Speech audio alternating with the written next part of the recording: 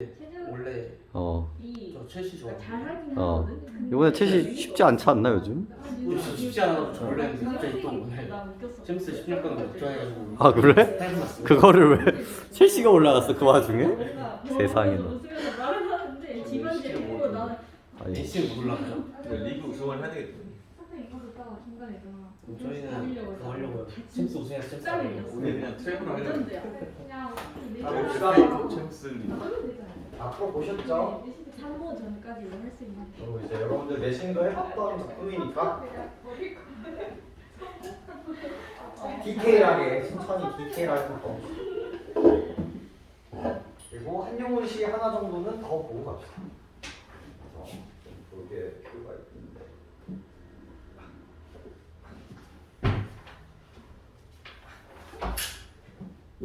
쌤 머리가 많이 풍성해지신 것 같아요. 내일 자르러 가요. 좋은 쪽으로. 보상을 안 하니까 머리가 나기 시작하는. 만화의 근원이 있어? 자 봅시다. 작품을 좀 보면 되고요. 작품은 우리 그거랑 같이 보죠. 우리 어디가 프린트로 같이 볼게요.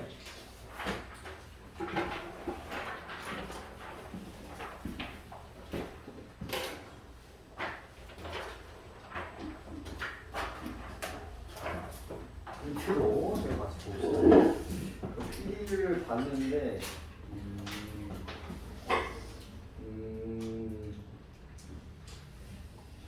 오케이. 자 보도록 합시다. 자 일단 이 작품에 앞서서 여러분들 어떤 이미지를 갖고 있으면 참 좋냐면요. 한용운 아저씨의 이미지를 가지고 있으면 참 좋아요. 오늘 아까 우리 이 아저씨는 어느 시대 사람이라고요? 일제시대죠. 이 일제강점기의 이 지식인의 포지션이라고 생각하면 돼요. 생각을 해봐. 야 우리 일제강점기의 지식인들은 두 개 중에 하나인 거야. 이 개 같은 이 현실을 내가 이겨내겠다. 혹은 두 번째가 뭐겠어? 아이 진짜. 물론 친일파는지. 우리가 친일한 사람의 시를 보겠냐고. 그건 아닐 거란 말이야.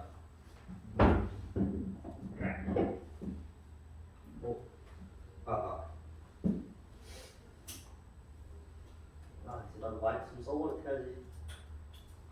힘들어서 안 되겠어.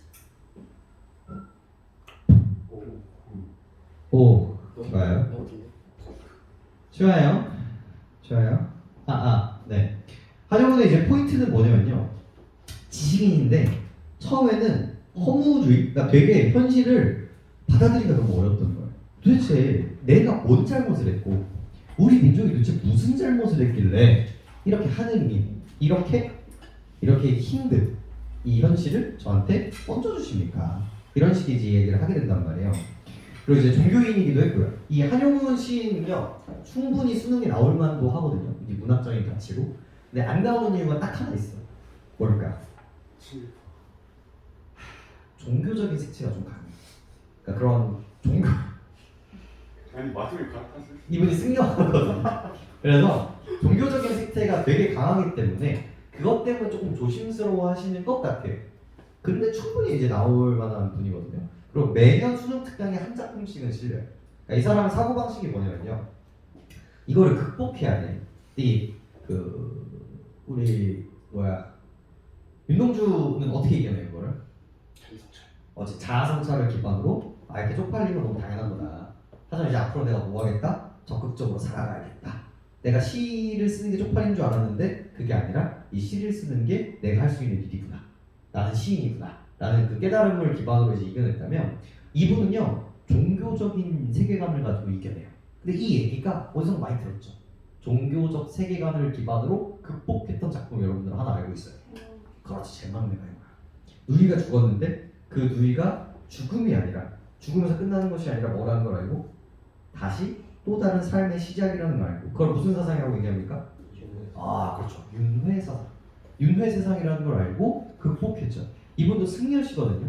그러다 보니까 어떤 가치가 있냐면 이게 내 잘못이나 우리 민족의 잘못이 아니라 운명이구나. 그냥 이게 시간의 흐름일 뿐이구나. 우리 세우지만 아시죠? 나의 저점이 있으면 고점이, 저점이 있으면 고점이, 저점이 없으면 저점이 있는 게 이게 그냥 우리의 운명 그리고 인생이구나라는 걸 받아들인 거예요. 그러면 이게 왜 중요하냐면요. 우리 지금 어디 있는 거야? 여기 있는 거야. 우리는 정말 더 바라기 없는 일자 감정계획에 박혀 있는 거예요. 근데 이렇게 되면 뭐를 확신할 수 있게 돼요? 좋게 되는 것들을 확신할 수 있게 됩니다. 우리의 뭐가 오는 것을?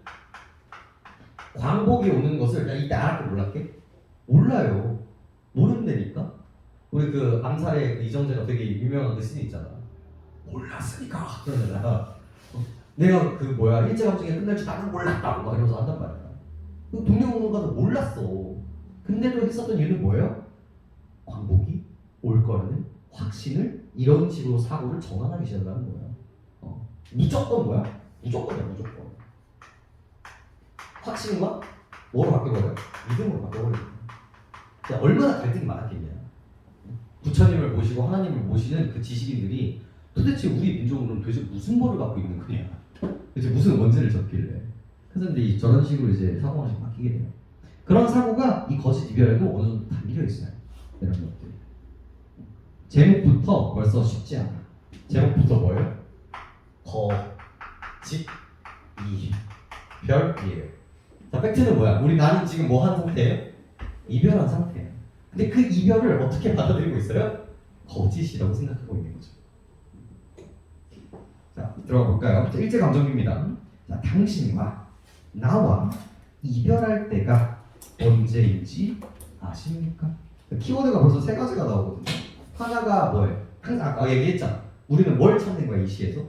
화자의 상정태를 찾는 거라니까. 화자가 등장했어요. 누가 등장해? 나라는 화자가 등장을 하고요. 그럼 나는 무슨 상황에 처해있죠? 그렇죠. 이별이라는 상황에 처해있는 거예요. 그럼 이별을 누구랑 했죠? 당신과 했던 당신. 그래서 이 당신이 이 시에서 세 가지로 해석돼요. 아무런 생각 없이 읽으면 얘는 뭘까? 일반적으로 그냥 보면 뭘까요? 사랑하는 사람이 돼요. 사랑하는 사람. 근데 이게 이 사람이 승리할, 그럼 이게 뭘까? 그렇죠. 부처님이 되는 거야. 근데 일제 감정이야. 그럼 얘가 뭐예요? 그렇죠. 광복이 되는 거야. 이게. 그래서 일단은 그냥 표면적으로 보시면 되겠죠. 이별할 때가 언제인지 아십니까? 라고 하면서 뭐로 끝나고 있어 지금? 뭐로 끝나고 있어? 물어보고 있죠. 물어보고 있죠. 뭐로 끝나 지금? 얘 뭘 확인해야 돼? 상황과 태도를 확인을 해야 되는 거잖아. 그래서 까로 끝났다니까? 이때 느끼는 이 사람 정서가 볼게. 왜 까로 끝냈어? 까로 끝나면 무슨 효과가 있어? 까로 해서 까. 아니야. 까로 끝났단 말이야.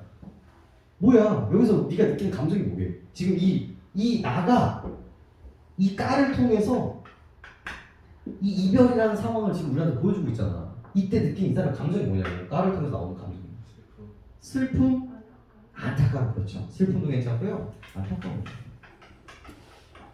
너 나랑 지금 얼마나 떨어져 있는지 알아? 라고 얘기를 하고 있는 거란 말이야. 오랜 이별이죠. 그래서 이거를 좀 유식한 말로 뭐라고 부를까요? 이 까에서 나오는 게 형, 어미를 통해 그죠? 이별 상황을 환기시킴이라는 아주 내심적인 얘기가 나온 거예요. 여러분 얘기가.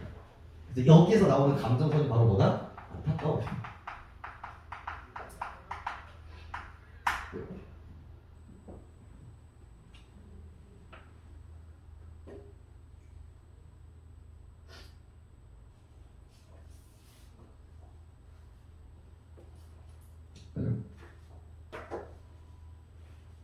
가령 우리가 좋을 대로 말하는 것과 같이 거짓 이별이라 할지라도 나의 입술, 당신의 입술에 닿지 못하는 것은 사실입니다. 자, 여기서 별 5개짜리 나오거든요. 이게 내신에서 나오는 이제 이거가 무조건 나올 텐데 이 작품의 포인트 중에 하나가 뭐예요? 혹시 배웠니? 이거 무슨 얘기가 나와? 객관, 주관이라는 키워드를 가지고 불리는 게 뭐였죠? 한번 읽어볼까요? 거기 안에 화자의 주관적 인식이라는 얘기가 나와요. 요거는 나오겠죠. 이 작품의 포인트입니다.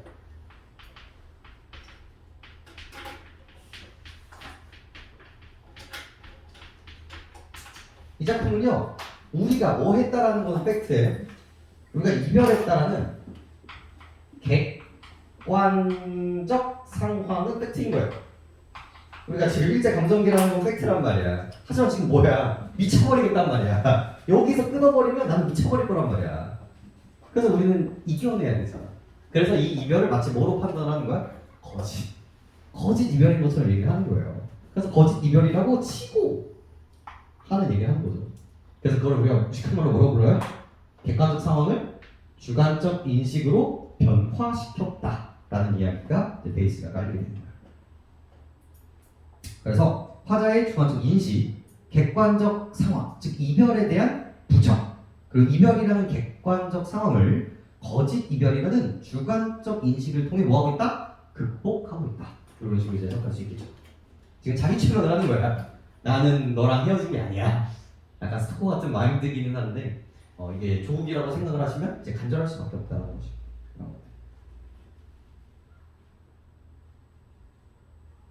그 부분이 엄청나게 중요했다. 그 다음에 이제 뭐가 나옵니까? 이 입술이라는 키워드가 나오죠. 입술. 이 객관적 상황을 이제 보여줘야 되기 때문에 입술을 부딪힐 수가 없어요. 그 얘기가 이 객관적 상황을 물리적으로 이제 보여주고 있는 부분이라고 보시면 됩니다. 부재와 단절 이런 것들이죠. 사실입니다. 이 거짓 이별은 언제나 우리에게서 떠날 것인가요? 그래서 결국 여기서 뭐 보여주고 있어요? 지금 내 옆에 뭐가 있다 지금. 거짓 이별이 붙어있다. 근데 그 거짓 이별이 언젠가? 언제 떠날까요? 이런 얘기를 하고 있는 거야. 그럼 베이스가 뭐야 지금? 이 사람이 느끼고 있는 감정 뭐야? 내 옆에 지금 뭐가 붙어있어? 내 옆에 이 거짓 이별이 우리 사이에 이 거짓 이별이 이렇게 붙어있는 거예요. 이렇게 붙어있는 거예요. 이별이가 우리 이별이가 이렇게 붙어있는 거예요. 이렇게 이 이별이가 다 안 가. 안 가고 있잖아. 그럼 얘가 지금 상황이 어때? 부정적 상황인 거야. 그럼 얘가 없어지길 바라고 있잖아. 그럼 이러한 감정선들을 뭐라고 그래요? 현실이 부재되어 있고 현실이 결핍되어 있어. 이게 없어지기를 바라는 마음을 뭐라고 해? 그래, 소망. 어려운 얘기 아니야. 소망이라고. 그래서 이 감정선 또 뭐다? 이 안타까운 다음에 그래서 난 뭘 보여주고 있어? 소망을 보여주고 있어. 소망.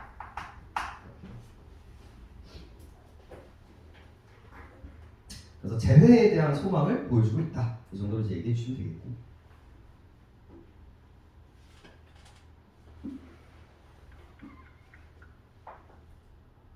그리고 소망 플러스 안타까움 그리고 그리고 이쯤 되면 이제 어미에 대한 정리를 해야 돼요. 아십니까? 사실입니다. 떠날 것인가요? 이렇게 뭐로 끝나고 있습니까? 이 승리 자체나 유체로 끝나고 있죠. 이런 것들을 좀 유식한 말로 뭐라고 부릅니까? 그래, 훌륭해. 경어체라고. 자, 경어체를 쓰면은요 자연스럽게 따라오는 효과들이 있어요. 우리 내신에서도 필기가 되어 있던 뭐가 있을까? 가장 먼저 나오는 언제 경어체를 쓰게. 그리고 경어체를 쓰면서 나오는 문학적 효과. 항상 그런 건 아니지만 그냥 따라오는 애들이 있어. 차분한 분위기. 나쁘지 않아요. 차분한 분위기. 틀린 말은 아니고. 사실 이게 제일 덜 나와. 두 번째 뭐야? 그렇죠. 여성적 어조로. 즉 감정적 어조 같은 것들이 나왔을 때, 의지적 어조가 나왔을 때 우리 남성적 어조라고 얘기하죠. 이렇게 경어체를 쓰면서 이제 막 마치 물망초처럼 이게 수성화처럼 뭔가 바라는 그런 느낌 있죠. 그런 것들을 이제 여성적 어조라고 하고, 세 번째 힌트는 이분이 이제 승려라는 거죠. 우리가 신을 대할 때 어떤 마음으로 대한다? 경, 건, 한 태도와 어조로 얘기를 할 수 있다는 거죠. 그러니까 어조와 분위기는 거의 같은 얘기라고 생각하시면 됩니다. 똑같은 거. 이건 무조건 나와야 돼요.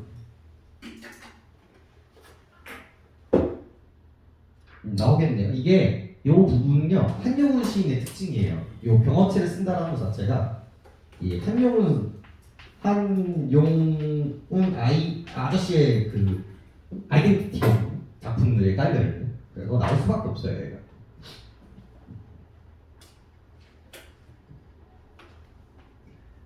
한 해, 두 해 가는 것이 얼마 아니 된다고 할 수가 없습니다. 이게 문법이 나오죠. 아니 플러스 없습니다 라고 이야기가 되는데 우리가 이걸 뭐라고 불러요? 이중부정이라고 얘기하죠. 이중부정은 부정을 강조하기 위함이라고 볼 수가 있겠죠. 결국 얘기는 똑같아요. 또 뭐야? 이별 시간이 너무나 길다. 이별이 너무나 길어져서 안타깝다. 시들어가는 두 볼의 도화가 무정한 봄바람에 몇 번이나 스쳐서 낙화가 될까요? 회색이 되어가는 두 귀밑의 푸른 구름이 쪼이는 가을볕에 얼마나 바래서 백설이 될까요? 자, 여기서 나오는 표현법이 뭐겠습니까? 일단은 전체적으로 봐서 유사한 통사구조를 반복하고 있어요. 이걸 이제 표현법으로 얘기하면 뭐가 됩니까? 대, 구, 법이라고 볼 수가 있겠고요. 뭐 하면 뭐뭐 될까요? 약간 이런 구조를 가지고 있죠. 뭐뭐가 뭐뭐 될까요? 뭐뭐가 뭐뭐 될까요? 이런 구조를 가지고 있고. 야, 시들어가는 두 볼의 도화. 좀 잡아야 되는 키워드가 있네요. 도화 무슨 것이죠? 네, 그렇죠. 복숭아 것이에요. 나오는 순간 이미지가 잡혀야 돼요. 첫 번째 무슨 이미지가 나와요? 하나. 그렇지. 훌륭해요. 첫 번째 봄이에요. 스프링. 봄의 이미지를 만드는 아이기도 하고요. 두 번째 뭐가 나와요? 사랑일 수도 있는데 그건 조금 일반적인 이야기는 아니죠. 당연히 사랑이 들어갈 수 있겠지. 뭐가 있을까? 아름다움 조금만 더. 왜 아름다움이라고 할까? 이게 뭐가 색채가 나와요. 무슨 색이요? 핑크색이요. 맞아요. 핑크예요. FILK예요. 핑크색. 그러면서 이제 아름답다라는 이미지가 나오는 거죠. 시각적 이미지. 여기서는 뭐로 생각하시면 되냐면요. 이 봄에서 파생되는 거예요. 봄에서 파생되고 그 다음에 여기서 뭐라고 했기 때문에 이 붉은이 있거든요. 그것 때문에 뭐로 해석하시는 게 맞냐면 생명, 력, 좀 더 가서 이제 젊음으로 해석하시는 게 맞아요. 세 가지가 다 이미지가 있습니다. 이 두 볼의 도화, 우리 홍안이라고 하죠. 홍안이라는 게 붉은 얼굴이라는 뜻인데 이게 젊은 여인의 싱그러운 아름다움을 표현을 할 때 이제 홍안이라고 이야기를 해요. 근데 이 작품은 이 젊음과 이 늙음에 대한 이야기를 다루고 있기 때문에 젊음 쪽으로 해석하시는 게 맞겠고요. 무정한 봄바람에 몇 번이나 스쳐서 낙화가 될까요? 라고 이야기하죠. 그래서 여기서 수식어 보이시나요? 무정한. 이제 정이 없는. 그러니까 나는 지금 뭐야? 지금 시간이 빨리 가면 안 돼. 나는 계속 늙어가고 있잖아. 그럼 님을 못 만든단 말이야? 근데 시간은 우리를 기다려주지 않아. 기다려주지 않는단 말이야. 그때 표현하는 게 바로 뭐라고요? 무정하다라고 표현을 하는 거야. 그죠? 그래서 여기서 의법을 베이스로 하고 있죠. 무정한 봄바람. 몇 번이나 스쳐서 이 도화가 이제 뭐가 된대? 낙화가 될까?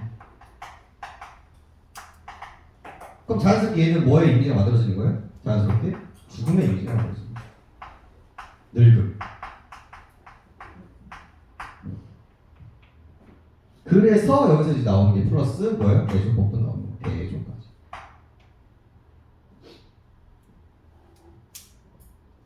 그래서 대구, 대조 이런 식의 이야기가 되겠죠. 그리고 낙화 때문에 플러스로 나와야 되는 이야기도 있죠. 아까 심상에 대한 이야기이기도 합니다. 떨어질 낙자죠? 무슨 이미지? 그렇죠. 훌륭해요. 가상적 이미지고. 여러분들 챙겨가셔야 되는 부분입니다.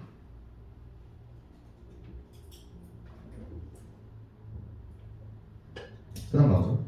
회색이 되어가는 두 귀 밑에 푸른 구름이, 그래서 이제 시들어가는 꽃이었고, 이 회색이라는 것도 어때요? 회색, 그 다음에 플러스 이제 눈이라는 이미지가 만들어지죠. 흰색. 그리고 자연스럽게 푸른 눈, 이렇게 들을까요?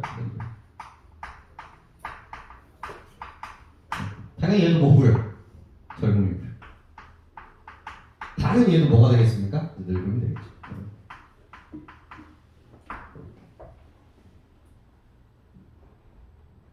마찬가지로 위아래가 똑같아요. 그래서 회색이 되어가는 두 밑의 푸른 구름이 젊음이 쪼이는 가을볕에 얼마나 바래서 백설이 될까요? 라고 하죠. 늙음이 되는 거죠. 여기서 반드시 갖고 가셔야 되는 게 뭐냐면요. 여기 이거거든요. 대조 하고 색채 이미지의 대조 요 얘기가 반드시 등장할 겁니다. 요 얘기가. 또 위쪽은 도화, 낙화는 사실 색채 이미지가 대조되진 않죠. 그 아래는 이제 푸른색과 이 흰색, 회색이라는 색채 이미지의 대조.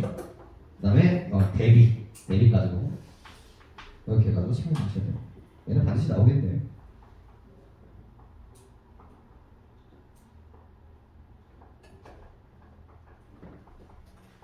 자 여기까지예요. 여기까지 감정선 볼까요? 여기까지 이 사람 감정은 뭐야? 이 사람 감정. 지금 소망하고 있었는데 그 소망이 지금 쉽게 이루어지지 않아. 이루어지지 않고 있다니까. 나 지금 머리만 휘어지고 있는 거야. 이때 느끼는 감정이 뭐야?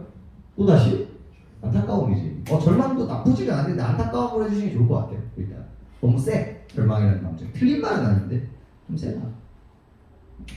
간절함, 안타까움 이런 감정에서 이 1년이 마무리가 되는 거예요. 자, 그 다음 감정 한번 볼게요. 머리는 휘어가도. 그러니까 나의 상황은 머리가 휘어져. 하지만 그럼에도 불구하고 뭐 하겠다? 내 마음은 붉어가는 거야. 또 뭐가 등장해? 색채 대비를 통해서 나의 그런 슬픔을 보여줬다면 이 또다시 색채 대비를 통해서 또 뭐가 보여주는 거야? 레드. 붉은 마음 이러면서 다시 한번 나의 뭘 보여주고 있다? 의지를 보여주고 있는 거야. 의지를. 색채 대비를 통해서 나쁨을 강조했다면 그 다음 뭐를 색채 대비를 통해서 나의 의지를 강조하게 되는 거죠. 그래서 태도가 어떻게 됐어? 이 소망에서 뭐로 바뀌어버렸어요? 의지로 바뀌어버린 거예요. 안타까움에서 의지. 피는 식어가도 눈물은 더워갑니다. 대꾸, 대조, 그 다음에 여기는 또 재밌죠. 촉각적 대비인 거예요. 그래서 시각적 대비, 색채 대비는 정말 많거든요. 근데 촉각적 대비는 잘 그렇게 많지는 않아요. 근데 중요합니다. 여기서는. 피는 식어가도 차갑죠. 눈물은 더워갑니다. 뜨겁죠. 시간이 흘러가도 나의 의지는 계속된다. 사랑 언덕의 사태가 나도 뭡니까? 우리 장애물, 시력 이런 것들이 있더라도 희망의 바다엔 물결이 뛰놀아요. 그럼에도 불구하고 이 물결 생명력 봐봐 희망의 바다인 거예요. 희망의 바다.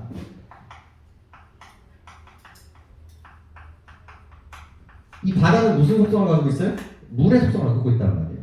이 물은 결국 또 뭐로 해석하시면 돼요? 생명력으로 생각하시면 되는 거죠. 이런 것들이. 여기에 시어들은요, 이 생명력을 상징하는 시어들이 정말 많습니다.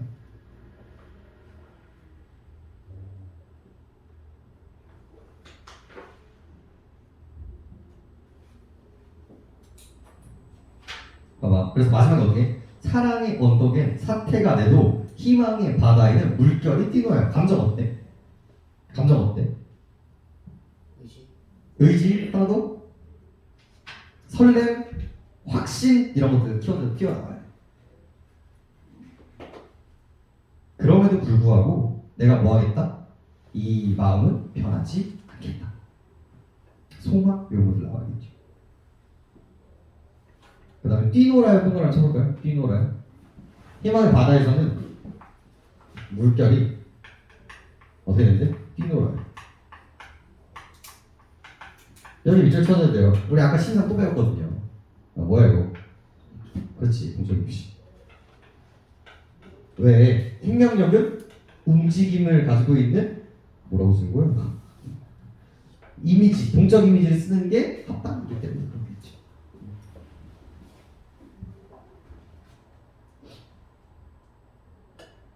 제일 마지막 제일 중요한 부분이 나옵니다. 5개짜리네요. 이른바 거짓 이별이 언제든지 우리에게서 떠날 줄만은 알아요.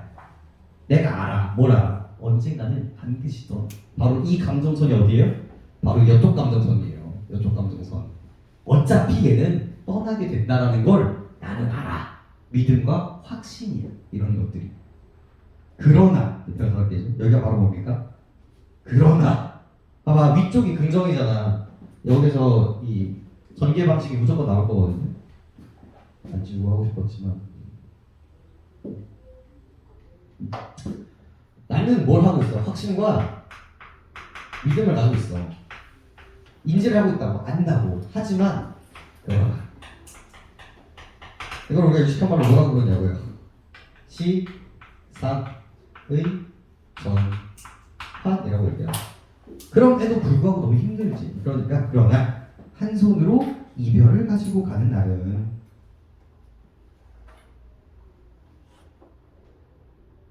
이거 선생님 이렇게 해석하셨네.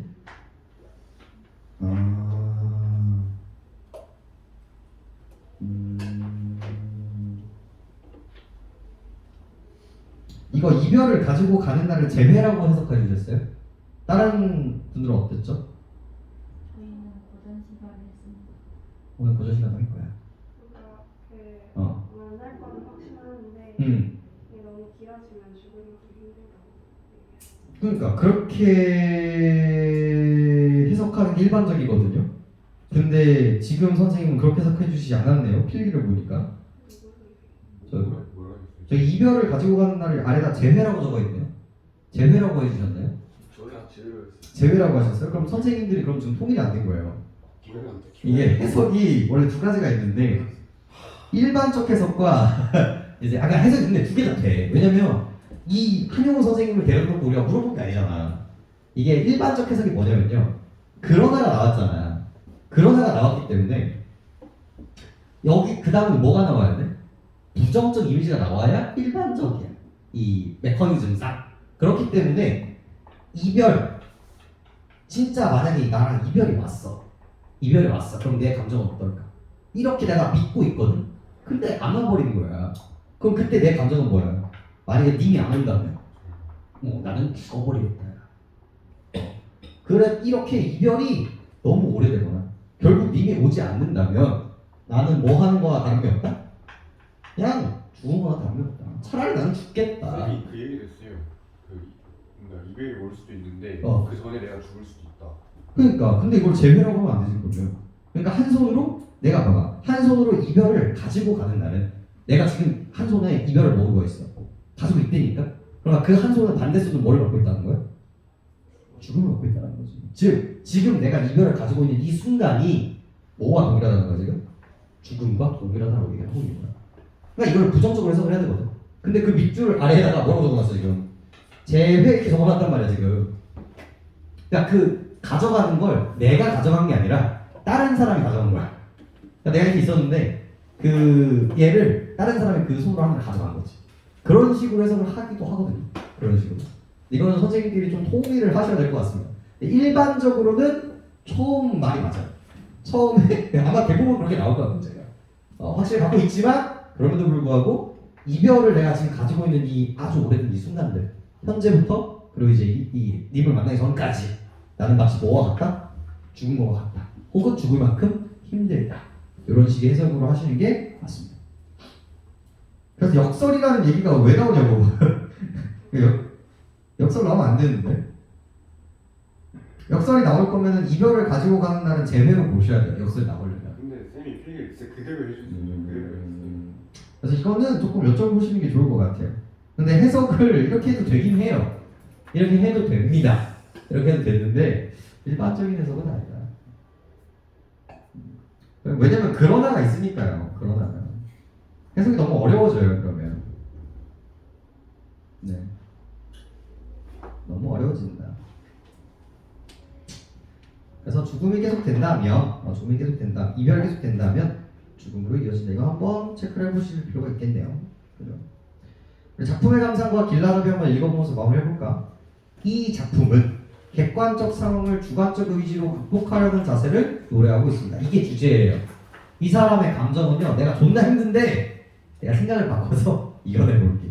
근데 너 너무 오래되면 나 죽을 것 같아. 그러니까 이런 느낌이거든요. 이걸 좀 무식하게 객관적 상황을 주관적 의지로 극복한다는 얘기인 거고요. 일행에서 드러나듯이 화자는 이미 당신과 이별한 상황이죠. 그것은 나의 입술이 당신의 입술에 닿지 못하는 것으로 표현했듯이 객관적 상황입니다. 그럼에도 불구하고 화자는 그 상황을 거짓 이별이라 규정하고 있죠. 이별이라는 객관적 상황을 인정하지 않음으로써 사랑의 실패를 부정 극복하고 만남에 대한 소망과 믿음을 드러내고 있는 것이죠. 똑같은 말이네요.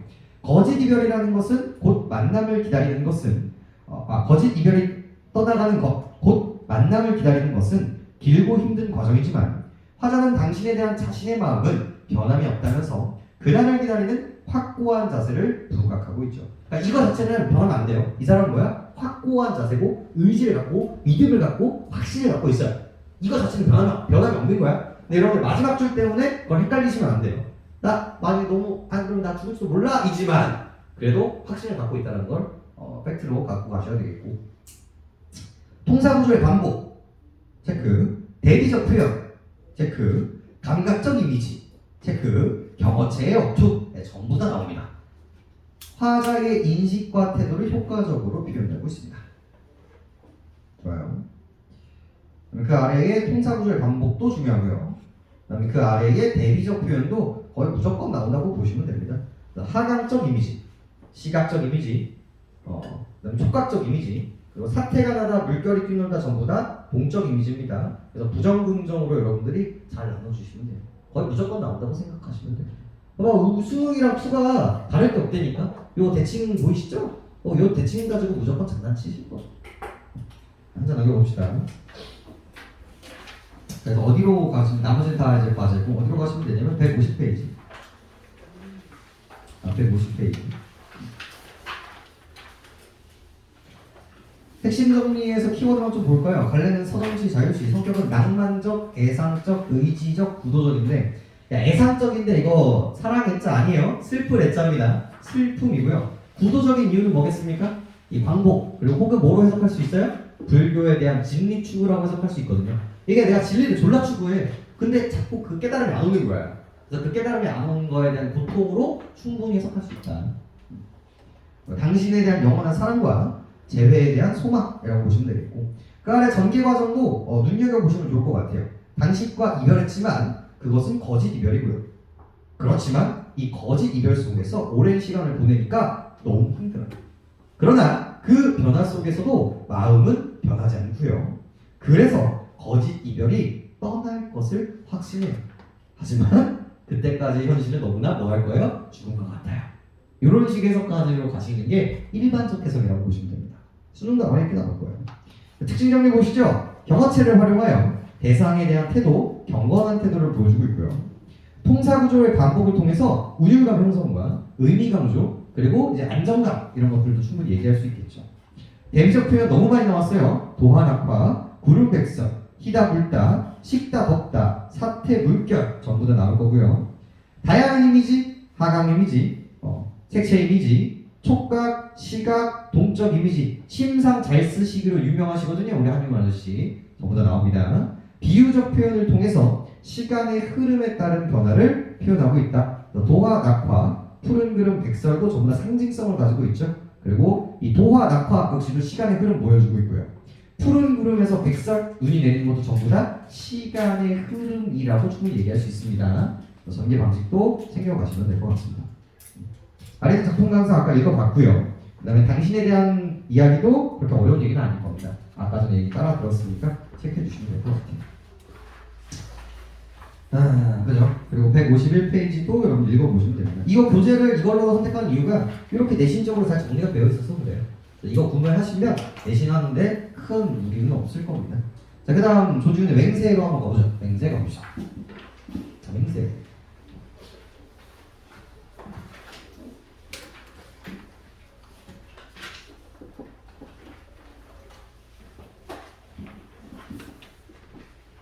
조지훈 아저씨도 아시면 좋은데 오늘 그냥 한용훈 아저씨만 좀 남깁시다. 네, 어차피 두 개 해봤자 섞일 거니까 한용훈 아저씨는 꼭 기억하기, 한용훈 아저씨는 꼭 기억하기. 그래서 맹세 봅시다. 벌써 제목부터 느낌이 어때요? 도대체 뭐에 대해서 이 사람은 맹세를 하는 것일까? 뭐에 대해서 맹세를 하실 것일까? 자, 만년을 싸늘한 바위를 안고도 뜨거운 가슴을 어찌하리야. 자, 만년을 싸늘한 바위를 안고. 자, 벌써 느낌이 와야 돼요. 만년을 싸늘한 바위를 뭐야 이거? 자, 여기서 나와야 되는 얘기가 뭘까요? 만년은 과장법. 아주 훌륭해요. 과장법이에요. 그럼 하나 더 나온 거 있잖아. 만년 동안 싸늘한 바위를 안 넣을 수 있어요, 없어요? 내가 없단 말이야. 그래서 뭐라고 해요? 그렇지. 불가능한 상황을 설정하고 있지. 이거 어디서 많이 봤지 않냐? 이거 작품 뭐 떠오르면 참 잘하는 건데. 혹시 기억나는 작품 있어요? 사설시조도 있어요. 있는데 그래도 먼저 나와야 되는 작품이 있어요. 그거 여자가 지붕 올라가지고 초본 얘기하는 거예요? 동생? 덕동생? 뭘 보시면 좋냐면요. 정석가 기억하시면 진짜 좋습니다. 정석가 오프닝 뭐게요? 구슬이? 그거는 이제 마지막이고. 뭐로 시작하게? 삭삭기, 새모래, 벼랑에, 나난. 뭐야 이거? 모래 사장에 구운 밤을 심어요. 그 구운 밤이 싹이 나면 유덕하신 님과 헤어지겠습니다. 라는 구절이 있습니다. 처음 들으시면 큰일 나요. 여러분들 서경불복 하면서 안 배웠을 리가 없어요. 봐봐 벌써 어때? 모래에다가 구운 밤을 심으면 싹이 나 안 나? 안 난단 말이야. 근데 그 싹이 나야 님과 헤어지겠다고. 알겠습니까? 그런 작품들이 좀 떠올라야 돼. 그래서 과장과 불가능한 상황을 설정해서 나의 상황을 극한으로 만들고 있단 말이야. 싸늘한 바위를 안고도 뜨거운 가슴을 어찌하냐. 그럼에도 불구하고 나의 가슴은 어떻다? 뜨겁다라는 걸 이 사람은 그냥 강조하고 싶은 거야. 나 졸라 뜨거워 이거를 어쩌냐로 때려버린 거예요. 무슨 법이 베이스로 되고 있죠? 그렇죠. 뜨겁다 인데 어쩌랴 라고 의문형으로 바꿔주고 있죠. 이런 것들을 설, 의, 법이라고 우리는 이야기합니다. 자, 그래서 싸늘함과 여기 있는 뜨겁다를 통해서 대칭을 보여주고 있죠. 그래서 뭐의 대비? 촉, 딱, 적, 대비는 여러분들이 잡아주실 필요가 있겠네요. 그래서 가시와 나시의 공통점이 벌써 나왔습니다. 첫 번째, 감각적 침상을 사용했다는 거고요. 두 번째, 대비, 대조 대비를 사용하고 있다는 걸 확인할 수 있습니다. 하지만 서리법은 앞에 있었다 없었다? 그러니까 뭐는 공통점이야? 의문형 어미를 썼다는 거 공통점이죠. 하지만 서리법은 나만 있습니다. 여러분 민감하게 반응해 주시고. 어둠에 창백한 꽃송이 마다. 자, 어둠 벌써 어때요? 부정적인 현실인 거죠. 어둠에 창백한 꽃송이 마다 깨물어 피 터진 입을 맞추어. 자, 피 보실까요? 피. 여러분들 피어 공부도 조금 하실 필요가 있는데 이 피에서 나오는 이미지가 뭐야? 그렇지. 그게 정상입니다. 노하우드에서 나오는 이미지는요. 희생입니다.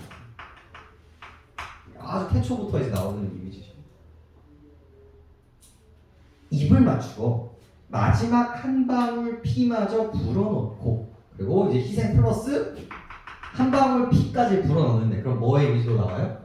생명 력의 이미지로 우리가 가지고 있습니다. 수열의 이미지가 있죠.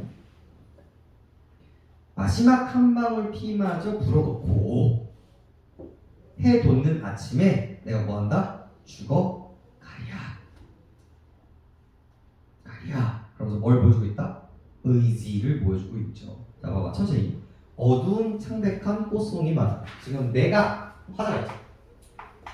뭘 바라보고 있어요? 꽃송이라는 대상을 보고 있어요. 이 꽃송이가 뭐에 빠져 있어요? 어둠 속에 빠져 있죠. 내가 지금 죽어가고 있단 말이에요. 그래서 내가 뭘 불어넣겠다? 나의 피를. 즉 내가 뭘 해서? 내가 희생을 하겠다. 그 희생을 통해서 이 꽃송이를 뭐 하겠다? 살려내겠다. 그래서 그거에 대한 말, 희생에 대한, 희생적 태도에 대한 의지를 보여줍니다. 너만은 반드시 살아난다. 이걸 뭐 하고 있는 거야, 이 사람은? 맹세를 하고 있는 거야. 그럼 생각해야지. 도대체 이 꽃송이가 뭘까? 이 사람의 꽃송이는 뭘까? 우리 앞에 한용운 아저씨는 조국이자 부처님이자 사랑하는 님이었잖아요. 그럼 이 시에서는 뭘까 이제 생각하면 되겠죠. 근데 이분도 불교적 색채가 좀 있어요. 사랑하는 것, 사랑하는 모든 것을 다 잃더라도 변복과 변주를 보여주고 있죠. 잃더라도 흰 뼈가 되는 먼 훗날까지 그 뼈가 부활하여 다시 주는 그날까지 라고 얘기하고 있죠. 이것도 뭡니까? 흰 뼈가 되고 부활하고 다시 죽는 어디서 많이 봤는데? 이거 무슨 사상이냐? 윤회 사상인 거예요. 이 작품 역시도 불교적 색채감이 베이스가 되어 있어요. 그래서 수능에 나올 확률이 살짝 떨어져요. 이 두 작품 전부 다 이 불교적 색채감 때문에 조금 그 확률이 낮아져요. 이 두 개 때문에. 이것만 아니어도 진짜 별 5개짜리 작품들인데 살짝 있네. 하지만 반복과 변주를 통해서 나의 그런 맹세에 대한 뭘 보여주고 있다? 영원성, 의지성을 이제 보여주고 있다고 보시면 되겠고, 그리고 이것도 말이 돼요, 안 돼요? 말이 안 된단 말이야. 불가능한 상황을 반복적으로 가정하고 있다는 거 확인할 수 있죠. 거룩한 1월에 눈부신 모습, 임의 손길 앞에 나는 울어라. 그래서 실질적으로 이 화자가 나라는 사람이라는 걸 등장할 수 있고요. 그리고 내가 이 꽃송이를 위해서 이렇게 노력하고 희생하는 이유가 나왔습니다. 누구를 위해서요? 누구를 위해서? 거룩하신 님을 위해서요. 거룩한 님. 너 거룩한 뭐라고 표현하고 있어? 5월이라고 표현하고 있죠? 얘가 이제 님이야. 무슨 법에 베이스로 되어 있는 거예요? 은유가 베이스로 되어 있는 거죠. 나는 울어라. 이거 조선시대 때는 무조건 임금님이었잖아. 여기서는 이제 시인이라고 생각하시면 됩니다.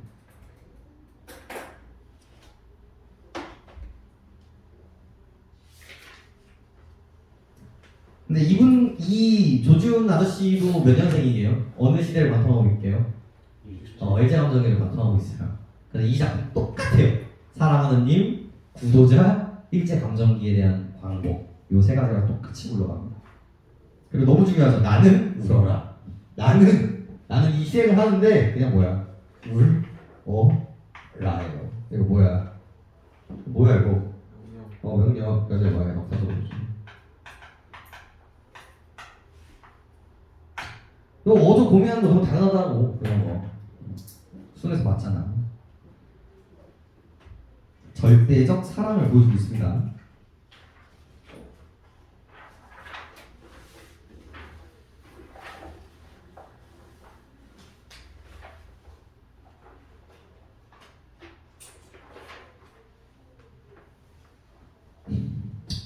그죠? 그래서 여기서 태도가 뭐가 나오니? 배웠어. 뭐야?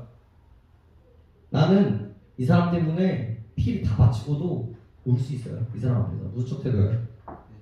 괜찮아. 올해 수능을 못 봤다니까. 예찬 척 태도. 수능이 나오죠. 이 사람을 다 바쳐서 얘기하죠. 그 얘기가 이제 반복됩니다. 마음이 가난하거니 임을 위해서 내 무슨 자랑과 선물을 지닌다 안 지닌다. 자랑과 선물 안 지녀요. 왜? 님을 위한 간절한 마음만 있으면 되거든요. 내가 마음을 가난해. 그게 뭐야? 부정적 현실 때문이에요. 일제감정기 때문이란 말이야. 하지만 그럼에도 불구하고 내가 다른 선물이나 다른 자랑, 이런 세속적인 가치, 부자가 되는 걸 바래 안 바래? 안 바래. 그게 중요한 게 아니거든 나한테.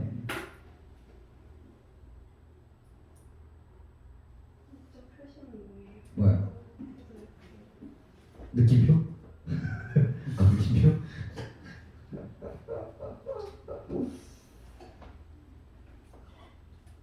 그리고 이렇게 해석해도 돼요.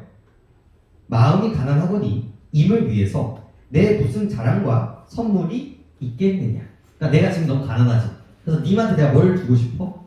자랑과 선물을 주고 싶어. 근데 너무 가난하기 때문에 내가 이 가능이 있다 없다? 없다. 이런 식으로도 해석이 충분히 가능합니다. 해석이 왔다 갔다 해. 근데 필기가 없어서 선생님이 어떻게 얘기했는지 모르겠네. 처음 2개밖에 안 했어요. 처음 뭐라고 하셨어요 여기? 방금? 이 마음 가난한 어머니.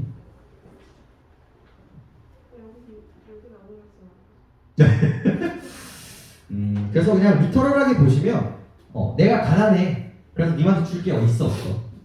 아무것도 없단 말이야. 하지만 뭐는 드리는 거야? 마음만큼은 반드시 드리겠다. 이런 식의 이제 해석을 하셔도 되고요. 의료원 사람들이 피 흘린 곳에 이 부정적인 역사를 지닌 이 현실 공간에 솟아오른 대나무로 만든 피리 부분. 대나무가 상징을 가지고 있는 게 뭐냐? 아, 그렇지. 지주와 설계예요. 왜 하필 대나무일까? 그러면 님에 대한 마음은 변한다, 변하지 않는다? 변하지 않는다. 그리고 이제 피리가 나오니까 이제 어떤 이미지가 만들어져요? 청각적 심상도 잡아주시면 됩니다. 아, 그 다음 나오겠네요. 흐느끼는 이 피리의 아픈 가락이.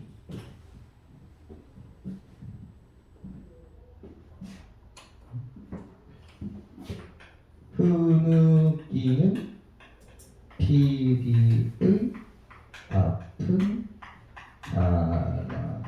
자, 표현법 뽑아볼까요? 뭐가 보여요? 흐느끼는 에서 뭐가 보여요? 네, 청각이 보이죠. 그리고 우리 항상 이제 저랑 하시고 맨날 얘기하잖아. 감정 나면 어떻게 해야 된다? 무조건 동그라미 쳐야 된다니까? 감정 나왔어. 이 사람은 뭐 하고 있어? 흐느끼고 있어. 왜? 현실이 너무나 부정적이거든. 근데 피리가 하는 뭐예요? 뭘 베이스로 하고 있다? 의, 인, 을 베이스로 하고 있는 거예요. 근데 피리가 내 마음과 똑같아. 내 마음, 이 내 감정을 피리가 대신 받아주고 있네. 이걸 우리가 유식한 말로 뭐라고 합니까? 감정, 즉, 그 유명한 객관적 상관물 1번이 되시겠습니다. 그래서 엄청 잘 나와요. 흐느끼는 이 피리의 아픈 가락이 구천의 사무침을 임을 듣는다. 근데 이 사람도 이제 뭐야? 헷갈리는 거야. 지금 너무 힘든데 변해 안 변해? 안 변하잖아. 그래서 조금은 이제 흔들리는 거지. 이거 임은 지금 이 소리를 듣고 계신가요? 듣고 계시다면 맞아. 이제 우리 좀 살려주세요라는 그런 결부로 가는 건데, 미워하는 모든 것을 다 잊고라도 붉은 마음이 숲이 되는 날까지, 그 숯이 되달아 다시 죄되는 때까지. 자, 말이 돼야 안 돼요? 안 되죠. 또 불가능한 상황을 설정하고 있고요. 그리고 이제 붉은 마음은 무슨 색이게요? 빨간색. 숯은 무슨 색이게요? 검정색. 이런 색채들도 좀 있어요. 못 잊힐 모습을 어이하는 서리법을 또 베이스로 하고 있네요. 그래서 님이 듣는가? 해서 끝났잖아. 진짜 님이 듣고 계시나요? 하지만 뭐 그런 생각을 하든 말든 나의 마음 변해 안 변해? 안 변해. 그래서 거룩한 이름을 부르며, 그래서 좀 유식한 말로 이거를 귀의라고 이야기를 합니다. 어떤 상황이고 어떤 감정을 갖고 있든 나는 어차피 님으로 향하겠습니다. 그래서 나는 울어라. 이게 나는 울어라 자체가 진짜 센 말이에요. 이거 보면서 떠오르는 작품이 하나 있어야 돼. 이거 약간 좀 극혐이거든요. 나 밥 먹는다. 한준이 노래한다. 약간 이런 거랑 똑같아. 이거 나는 울어라. 이게 말이 안 돼요. 이게 시적 허용이야. 애초에 이 명령이라는 건 누구한테 하는 거예요? 그냥 타인한테 하는 거란 말이에요. 근데 이거를 나를 마치 3인칭화한 거예요. 얘가 시적 허용이라고 이야기를 하고 명령을 나한테 한단 말이야. 그럼 이건 뭐예요? 의지 곱하기 100이에요. 의지 곱하기 100.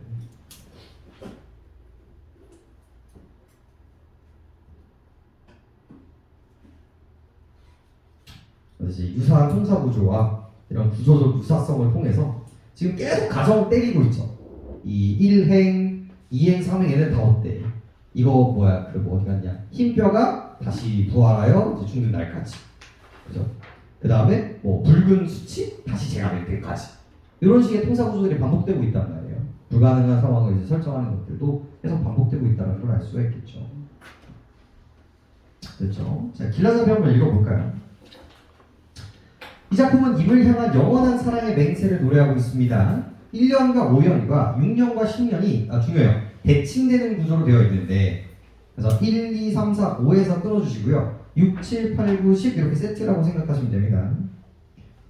근데 어떻게 대칭되어 있냐? 화자의 상태, 부정적 현실에 대응하는 화자의 모습, 임에 대한 영원한 화자의 사랑에 대한 다짐이라는 흐름이 반복과 변주를 통해 강조하고 있습니다. 임이 거룩하고 눈부신 존재라는 점, 부정적 현실에서 분투하는 화자가 그린 그러한 임에 대한 절대적 사랑을 다짐하고 있다는 점으로 봤을 때 임은 조국이나 민족으로 해석할 수 있겠죠. 희상전개뿐만이 아니라 연이나 행 내부에서도 유사한 구조를 반복 변주하고 있기 때문에 운율감 형성, 의미 강조, 구조적 안정감들이 세트로 따라오고 있다는 걸 확인해 주시면 되겠습니다. 그래서 그 대칭 구조 별표 치시면 되겠어요. 1년, 2, 3년, 4, 5년, 6년, 7, 6년, 9, 6년이 상태, 대응, 다짐. 상태, 부정적 현실이지만 믿는다, 다짐. 이런 구조이거든요. 됐죠? 자, 페이지 넘기셔서 어디로 가보시냐? 마지막으로 가보시면 됩니다. 156페이지.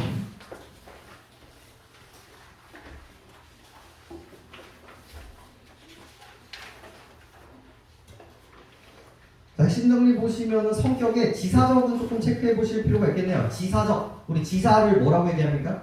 지사. 나라를 위해서 바친 사람들을 지사라고 이야기를 하죠. 그래서 뭔가 어디에서 지사라는 걸 뽑아낼 수 있어? 저 흔들리는 꽃송이를 위해서 내가 뭐 하겠다? 우리 힘드는 민중들을 위해서 내가 뭐 하겠다? 희생하겠다. 여기에서 지사적 이미지를 우리가 뽑아낼 수 있고요. 주제는 임에 대한 절대적이고 영원한 사랑, 불변성, 의지라는 점에서 가시와 공통점을 확인할 수 있습니다. 전개 과정 다시 한번 강조드리고요. 상태, 대응, 다짐이 2번 반복되고 있다는 걸 확인할 수 있어요. 156페이지. 156페이지. 마지막 쪽일 거예요. 서울입니다. 특징 정리 한번 읽어볼까요? 5년의 전반부와 60년의 후반부를 대칭적으로 배열하고 있다. 중요하고 전반부와 후반부가 동일한 주제의식을 반복한다. 유사한 통사구조를 반복하고 변주하고 있다. 전반부와 후반부 마무리에서 동일한 식을 반복한다. 다 똑같은 말이네요. 나는 물어라. 붉은색과 흰색의 색채 이미지를 통해서 화자의 태도를 드러내고 있죠. 그래서 흰뼈, 붉은색 이런 것들인데 근데 그렇다고 해서 대조라고 하면 돼요? 안 돼요? 그러니까 이미지의 색채의 대비는 맞거든요. 하지만 뭐는 안 돼. 이미지의 대조는 안 돼. 전부 다 자신의 의지를 드러내기 위한 희생적 태도들이에요. 피도 그렇고 붉은 피도 그렇고 흰색 뼈도 그렇고 전부 다 의지적인 면모를 보여주기 위함이야. 상대적인 게 아니에요. 그렇죠? 그 다음에 촉각적 이미지를 통해서 그렇죠. 싸늘함과 뜨거운 여기는 뭐 무조건 나오겠죠. 님에 대한 화자의 태도도 읽어보시면 이 작품도 마무리가 되겠습니다. 그죠? 자, 문제로 가볼까요? 문제로 가봅시다.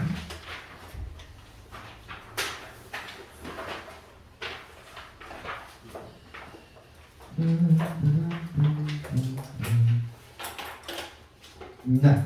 자, 1번 가와 나시어에서 대하 설명으로 적절하지 않은 것은 자, 1번 가에서의 언제는 당신에게 현재 화자와 이별한 상황임을 환기하게 하는데 활용이 됩니다. 벌써 이상한 거. 가의 언제 봐봐. 이것도 아까 전에 오프닝 때 뭐에 대한 이야기에 대한 강조를 했어요. 이게 너무 중요해.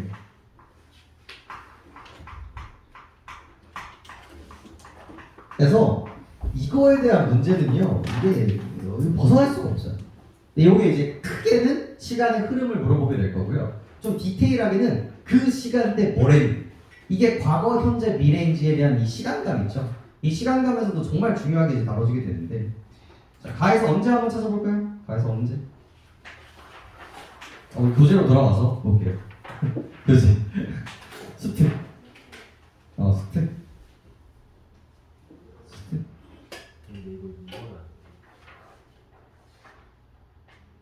그래요? 저 한번 읽어볼게요.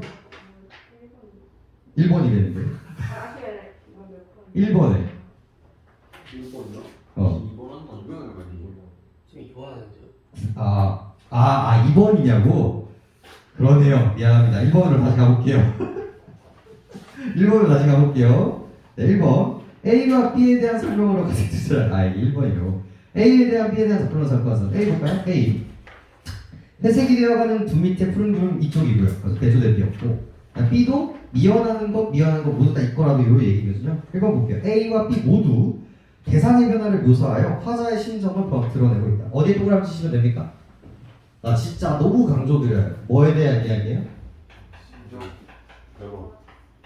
플러스 요 두 개는요 거의 필수적이에요. 정말 무조건이라고 생각하시면 됩니다. 정서 나오고 그걸 이제 물리적으로 바꿀 수 있는데 A 역시도 바뀌고요.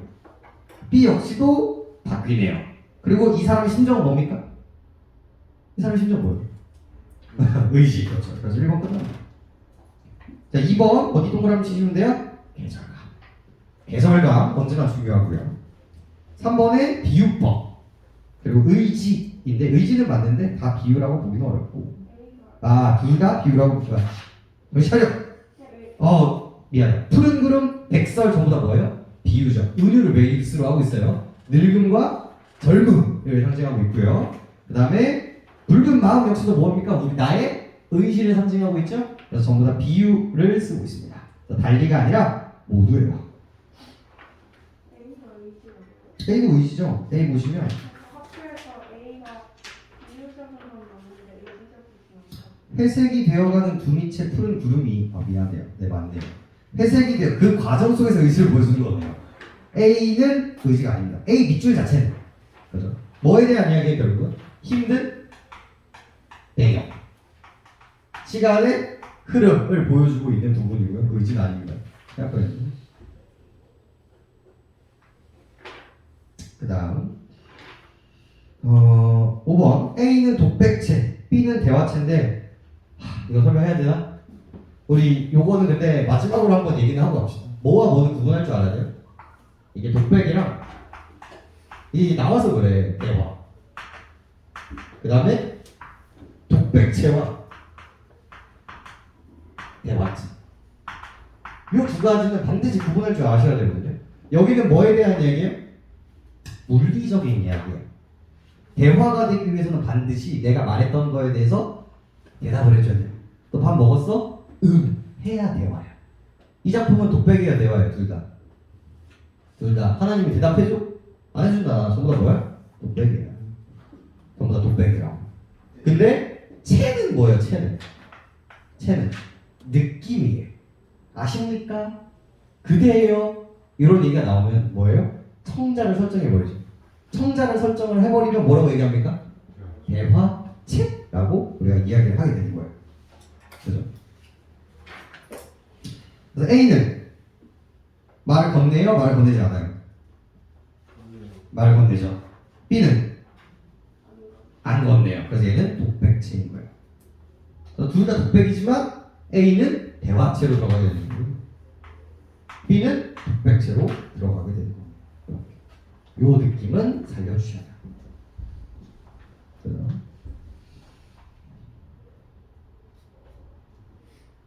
2번 볼게요. 2번은 1번. 가에서 언제는 당신의 현재 이별을 환기하는 상황이 된다. 너무 중요하죠. 언제 헤어진지 아십니까? 그래서 충분히 괜찮은 이해가 되겠고요. 2번. 언제나는 당신과의 이별이 곧 끝날 것이라는 희망을 드러내는데 활용됩니다. 언제나 어디에서 나왔는지 확인해 볼까? 언제나. 그러니까 이 언제나가 뭐를 수식하는지가 중요하죠. 이 거짓 이별은 언제나 우리에게서 떠날 것인가요? 지금 상황 어때? 떠나 안 떠나 지금? 안 떠나고 있잖아. 미칠 것 같은 거야. 도대체 언제 떠나는 건데? 부정적인 감정선들이죠. 근데 여기서는 희망이라는 긍정적 감정선을 보여주고 있으니까 틀린 거죠. 이렇게 시간의 부사어가 등장했을 때 언제나 중요하게 생각하시면 됩니다. 나머지는 괜찮을 것 같고요. 전부 다 맞는 얘기들이니까요. 3번에 1번 도화와 낙화. 그래서 이제 도화 젊음, 낙화 늙음 이렇게 변화 이미지 보시면 되겠고요. 2번 피와 눈물의 상태 대비는 시간이 흘러도 강해지는 화자의 사랑을 나타낸다. 그렇죠? 전부 다 자신의 의지, 희생 이런 것들을 보여주고 있는 거였고 3번 창백한 꽃송이는 인맥의 상징 절박한 모습이라고 하면 됩니까? 안 됩니까? 안 되는 거죠. 이 사람은 그거 흔들려 안 흔들려? 안 흔들리는 거예요. 그래서 긍정으로 가시는 게 맞겠죠. 4번에 희생적, 희생 그리고 이 지조와 전리가 나온 이유가 뭐라고? 대나무라는 상징성들 때문에 충분히 다룰 수 있는 얘기들이에요. 4번 자신의 유한성을 인지하는 인간은 절대적 존재에 의존하게 됩니다. 가와 나는 모두 임으로부터 상정되는 절대적 존재에 대한 그리움과 사랑을 노래하고 있죠. 가에서는 임의 부재를 거짓 이별을 하고 표현하며 임과의 재회에 대한 간절한 소망을 드러내고 있고요. 나에서 불가능한 상황을 가정하여 임에 대한 순수하고 열정적인 사람이 영원히 될 것을 노래하고 있습니다. 나머지는 전부 다 괜찮은 얘기였고 4번만 좀 보겠습니다. 가에서 또 한 손으로 죽음을 가지고 온다고 한 것과 나에서 해돋는 아침에 죽어가겠다고 한 것은 유한한 존재임을 확인한 화자의 절망감을 드러내는 것이겠군이라고 얘기를 하고 있는데, 첫 번째, 그러니까 이게 문제인 거야. 또 한 손으로 죽음을 가지고는 왜 한 얘기예요? 이거 왜 하는 거야? 이게 절망감이라고 하면 돼, 안 돼? 여기서 우리는 절망, 그러니까 이게 결국은 이게 미묘함이 뭐냐면 충분히 이 죽음이라는 게 부정적일 수 있거든요. 부정적일 수 있는데 이게 절망으로 연결할 수 있는가에 대한 이야기예요. 이 글의 주제는 뭐야? 지금이 존나 힘들지만 내가 당신을 뭐 하겠다? 기다리겠다. 그 기다리는 마음은 변하지 않겠다. 하지만 이게 오래되면 난 지금 이 상황이 뭐한 것 같다? 정말 죽을 것만 같다. 그러니까 그 가로쳤잖아. 나 지금 이게 라이크 죽음이다 지금. 그러니까 뭐야? 좀 빨리 좀 와주세요라는 게 숨어져 있는 거야 이게. 근데 이걸 절망이라고 해요? 아니잖아. 애초에 이 시는 뭘 베이스로 하고 있어? 희망을 베이스로 하고 있다니까 이 시는. 그러니까 이 감정선을 찍는 게 돼요 안 돼요? 안 된다요. 좀 과하다. 그 다음에 해돋는 아침에 죽어가겠다라는 건 뭐예요? 요것도 내가 절망해 그래서 한다는 거야. 나의 유한 혹은 죽음에 대한 이야기를 할 수는 있지만 뭐는 아니야? 절망이라는 부정적 감정을 갖고 오시면 안 돼. 이게 수준을 가지고 있어. 이 밑줄에 감정선을 체크하는 거야. 4번 찍으시면 되겠습니다. 됐죠? 자, 쭉쭉 넘기셔서 어디로 가시면 시 잠깐만 보여드릴게요. 하나만 봅시다. 하나만 더 보시면 마치 어디로 가시면 되냐면 우리 프린트의 11페이지 잠깐 볼게요. 인간적으로 한용운 씨를 배우시는데 얘를 모르면 안 됩니다. 얘는 정말 모르면 안 돼요.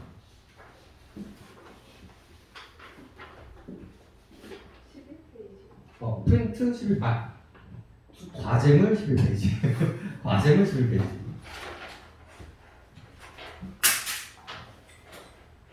과제물 11페이지. 아마 이 배웠니? 학교 내신에서 했니? 그래서 그럼 가볍게 하겠습니다. 네, 이게 그 유명한 한용운 씨일 거예요.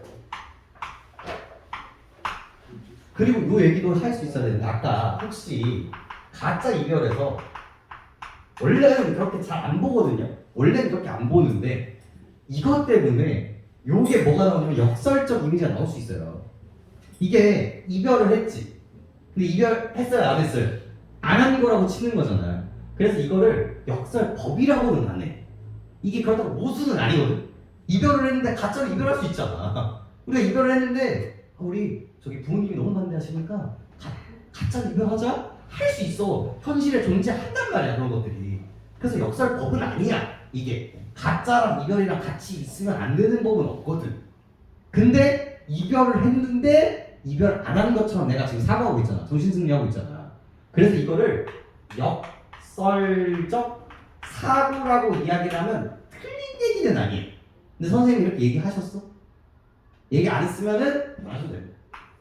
안 하셔도 돼요. 근데 그렇게 나올 수도 있어. 애매하지. 그 수능은 안 나와. 네. 근데 별로 안 좋아하실 것 같긴 했네요. 이런 얘기 나올 수도 있다. 나올 수도 있는데 잘 나오는 얘기는 아니에요. 왜냐면 얘가 애초에 같은 결이기 때문에 그래. 자, 가볍게 했으니까 가볍게 볼게. 님은 같습니다. 사랑하는 나의 님은 같습니다. 푸른 산빛을 깨치고 단풍나무 숲을 향하여 난 작은 길을 걸어서 차마 떨치고 갔습니다. 그러니까 푸른 산빛이 봄이에요. 봄과 여름이거든요. 근데 단풍나무 숲은 뭐예요? 가을이란 말이에요. 이렇게 계절적 시간의 흐름을 보여주는 게 우리 님의 침묵에서도 등장하잖아요. 님의 침묵이라네. 우리가 배운 가짜 이별에서도 등장한다는 거죠. 큰일 났어. 그만해야 되지. 황금의 꽃같이 붓고 빛나는 옛 맹세는 차디찬 티끌이 되어. 봐봐 벌써 차디찬. 이 아저씨 뭐 좋아해 지금? 촉각적 심장 되게 좋아한단 말이야. 차디찬 티끌이 되어 한숨의 미풍으로 날아갔습니다. 대조되죠? 날카로운 첫 키스의 추억은 나의 운명의 지침을 돌려놓고 뒷걸음쳐 사라졌습니다. 나는 향기로운 님의 말소리에 귀먹고. 이게 뭐예요? 역설법에서 제일 많이 나오는 부분이잖아요. 네 꽃다운 님의 얼굴에 눈 멀었습니다. 사람도 사랑의 일이라 만날 때 미리 떠날 것을 염려하고 경계하지 아니한 것은 아니었지만 이별의 뜻밖의 일이 되고 놀란 가슴은 새로운 슬픔에 터집니다. 그러나 이별을 쓸데없는 눈물의 원천을 만들고 마는 것은 스스로 사랑을 깨치는 것을 아는 까닭에 걷잡을 수 없는 슬픔의 힘을 옮겨서 새 동그라미 치시죠. 희망의 정수바위에 들이부었습니다. 그래서 내가 님과 뭐 한 거는 슬퍼? 이별한 것은 너무 슬퍼. 하지만 이별을 했다고 내가 펑펑 울고만 있으면 그 이별이 여태까지 내가 님과 있었던 사랑을 뭐 하는 짓이야? 욕보이는 짓이라는 깨달음을 얻게 된 거예요. 그래서 나는 뭘 얻어요? 희망을 얻어요. 근데 이때 보여주는 게 또 뭐게요? 윤회사상이에요. 그리고 불교적 색채감을 보여주고 있거든요. 만나게 되면 뭐가 있고요? 헤어짐이 있고요. 헤어짐이 있으면 만남이 있다. 요 얘기가 이제 그대로 드러나게 됩니다. 우리는 만날 때에 떠날 것을 염려하는 것과 같이 떠날 때에 다시 만날 것을 믿습니다. 그 유명한 거자 필반이라는 거죠. 너무 중요해요. 님은 같지만 나는 님을 보내지 아니하였습니다. 역설법이고요. 이게 바로 뭡니까?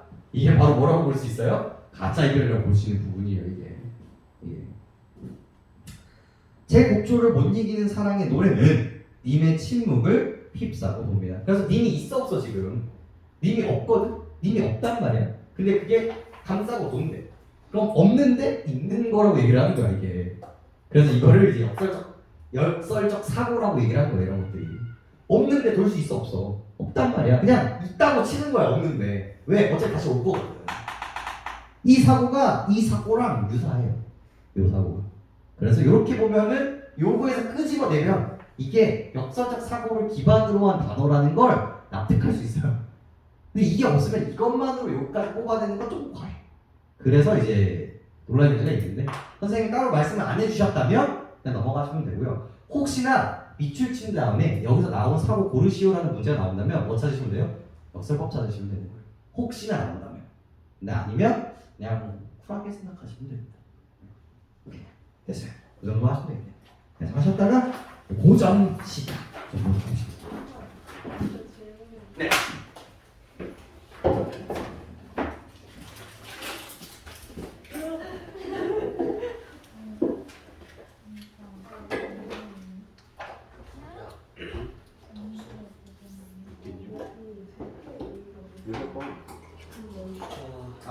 여기 아까 보니까